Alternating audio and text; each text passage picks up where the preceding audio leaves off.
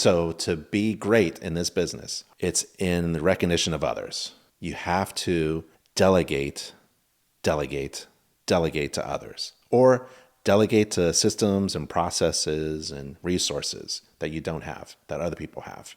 So you have to have this network of people. You have to hire someone.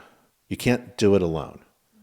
I don't know of any very successful home inspectors who are doing it alone.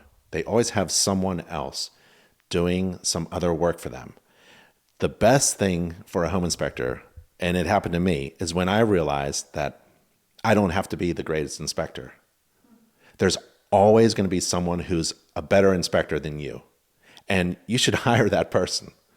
Have them work for you. You don't have to be the greatest inspector. Delegate down to someone else who's probably better than you. So stop wasting your time. Learn something new every day, but maybe learn how to manage and delegate other people so that you don't have to do all the work. So that's a key to greatness. Greatness is in others. That's a tip.